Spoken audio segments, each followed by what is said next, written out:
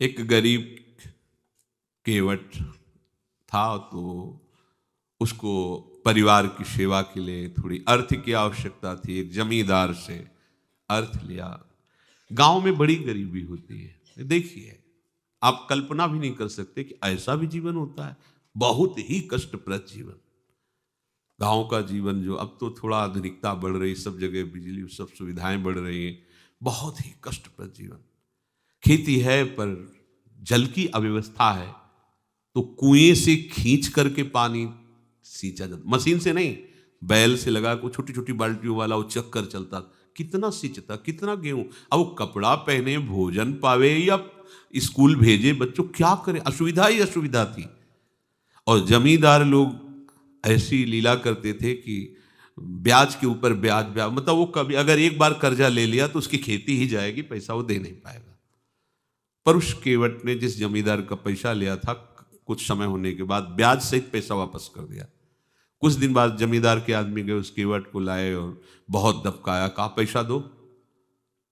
तो सेठ से कहा कि आपको तो हमने पैसा दे दिया।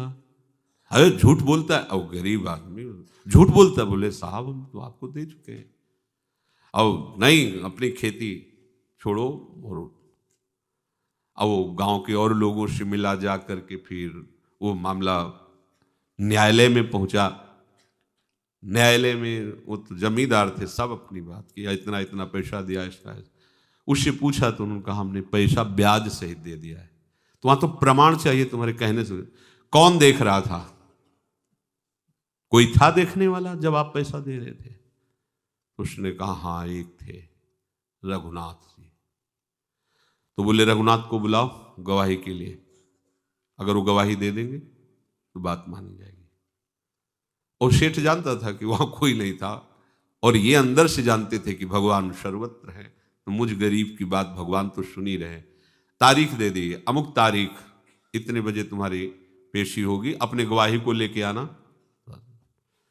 एकांत में भगवान से कहा प्रभु हमने आपको ही कहा है गवाही में, आप देख लीजिए।